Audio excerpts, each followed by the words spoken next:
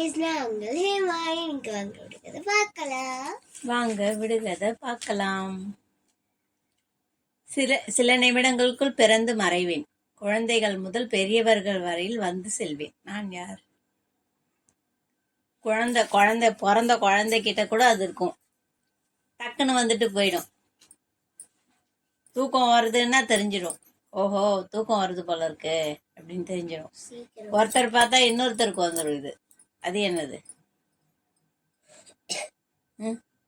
என்ன ஆவி வரும்? என்ன ஆவி வரும்? என்ன ஆவி வரும்? தூக்கம் வர்றதுக்கு முன்னாடி என்ன வரும்? ரொம்ப டயர்டா இருக்கா, சரி நீ போய் தூங்கு அப்படின்னு சொல்லிடுவோம்ல. கொட்டாவி. குழந்தைங்க கூட குட்டியா இருக்கும். பிறந்த குழந்தை கூட பாரு, கொஞ்ச நாள் ஆச்சுன்னா 5-6 நாள் ஆன்னு வாயை திறக்கும். கொஞ்ச நாள் ஆச்சுனாலே வாயை திறக்கும். அது கூட கொட்டாவி வரும். வயசானவாளுக்கும் வருவான் கொட்டாவி. அட்டைக்கு 1000 கண், முட்டைக்கு 3 கண். அது என்னது? அட்டைக்கு 1000 கண்ணு, முட்டைக்கு 3 கண்ணு. அட்டை மாதிரி இருக்கும் நீளமா, என்ன அதுக்கு 1000 கண்ணு இருக்கும். முட்டை மாதிரி இருக்கும், அதுக்கு 3 கண்ணு இருக்கும். இப்படி காமிச்ச உடனே சொல்லிட்டியா? சரி, முட்டைன்றது தேங்காய், அட்டைன்றது என்னது? அட்டைக்கு 1000 கண்ணு, அதை போட்டு படுத்துப்போம். பாய்க்கு 1000 கண்ணு எங்க இருக்கு? ஓட்ட ஓட்டையா இருக்கும்ல. இப்ப நீ எது மேல உட்காந்துருக்க? கயிற்று கட்டில் தான். கயிற்று கட்டில்ல 1000 கண்ணு இருக்கும். மற்ற கட்டில்ல எல்லாம் இருக்காது இல்ல. இரும்பு கட்டில், இந்த கட்டில் பிளாஸ்டிக் கட்டில், பிளாஸ்டிக்ல கூட வரும். கயிற்று கட்டில்ல நிறைய இருக்கும். இந்த உட்டில் இருக்கிற கட்டிலெல்லாம் வராது. கயிற்று கட்டிலும் பிளாஸ்டிக் கட்டிலும். கயிற்று கட்டில் தான் கரெக்டு. கயிற்று கட்டிலும் தேங்காயும் தான். அது வெள்ளை குதிரையும் கருப்பு குதிரையும் மாறி மாறி ஓடுறது. அவங்க யாரு? மாசத்துக்கு 15 நாள் இவங்களுக்கு, 15 நாள் அவங்களுக்கு. கணக்கு பண்ணி பார்த்தோம்னா இவ 2 பேரும் சேர்ந்தாதான் 30 நாள். ஒரு நாளைக்கு 15 நாள் 15 நாள் அப்படி கணக்கு. ஒரு நாளைக்கு 2 பேரும் மாறி மாறி ஓடி ஓடி வரா. யாரு வருவா? காத்தால ஆச்சுன்னா எங்க போவீங்க? காத்தால ஆச்சுன்னு எப்படி தெரியுது உனக்கு? டைமா? டைம் இல்ல. காத்தால ஆச்சுன்னா வெளிச்சமா இருக்குல்ல. நைட் ஆச்சுன்னா இருட்டிடுறதுல. பகலும் இரவும் தான் அது. சூரிய பகவானும் சந்திர பகவானும் மாறி மாறி வராங்கல்ல. பகலும் இரவும் வர்றதுனால அவ ஓடி பிடிச்சி விளையாடுறதுனால பகலும் இரவும் வந்துட்டே இருக்கு. உடல் முழுவதும் முள். அது என்னது? உடம்பு முழுக்க முள்ளா இருக்கு. அது என்னது? அதை நம்ம டெய்லி யூஸ் பண்றோம். என்னது? கள்ளி செடியா? கள்ளி செடி எதுக்கு நம்ம யூஸ் பண்றோம்? விவேக் தான் சொல்ல அவர் படத்துல. பொன் குழந்தையெல்லாம் பிறந்ததுன்னா வாய்க்குள்ள கள்ளி பாலை கொடுத்துருவான். கருத்தம்மா பாத்தியா? அப்பெல்லாம் அதிகம்.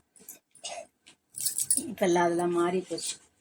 சரி சொல்லு. கள்ளி செடிலாம் கிடையாது, சொல்லு. என்னது அது? உடம்பு முழுக்க முள். அமேசான்ல இருந்து ஆர்டர் பண்ணி வாங்கினாலே. என்னது அது? உன் தலையில இருக்கிறது எல்லாத்தையும் எடுக்கிறதுக்கு. நம்ம டெய்லி அழகுக்கு என்ன யூஸ் பண்றோம்? சீப்பு தான் அது. சீப்புக்குள்ள சீப்பை யூஸ் பண்ணுங்க, சந்தோஷமா இருக்கு. சீப்பு தான் அது. பண்ணுங்க, சிரிச்சுட்டே இருக்கு. அமேசான்ல வர சீப்பு முள்ளு மாதிரி தான் இருக்கும். எவ்வளவு ஹார்டா இருக்குல்ல. அது ஸ்டீல்ல கொடுத்துருக்காங்க. அதனால பேன் எல்லாம் வெளியில வர்றதுக்காக ஸ்டீல்ல கொடுத்துருக்காங்க. அதுதான் சீப்பு தான் அது. உடம்பு முழுவதும் முள், சீப்பு. கையில் தவழும் பையில் உறங்கும். அது என்னது? கையில தவழும் பையில உறங்கும்.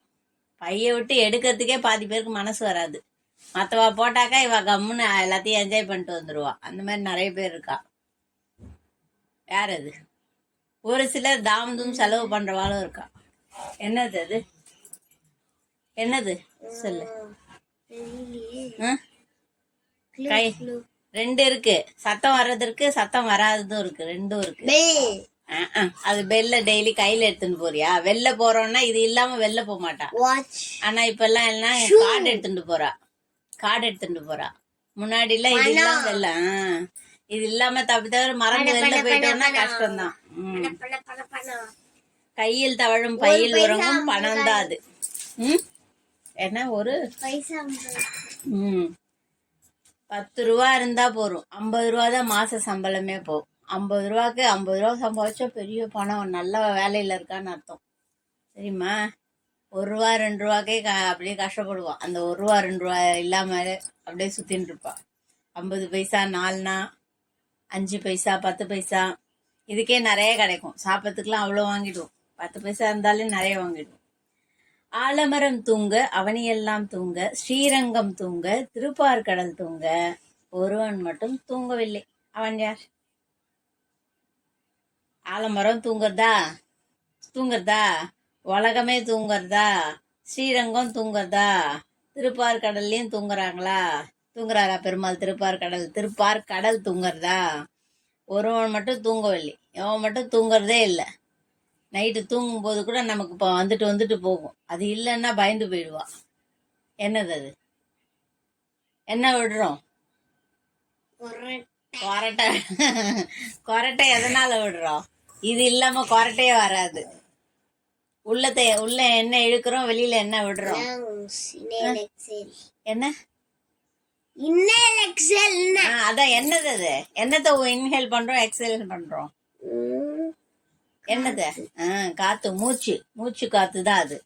மூக்கு வழியா வர்ற காத்து தான். மூக்கு 2த்தையும் அடைச்சிட்டு காது வழியா காத்து வந்தா உன்னால சுவாசிக்க முடியுமா? அது வேற வழி இல்லாம, அது கொரோனா டைம்ல மூக்கு வழியா சுவாசிக்க முடியாம வாய் வழியா விட்டோம்னா நிறைய எனர்ஜி போயிடும். புரிஞ்சுதா?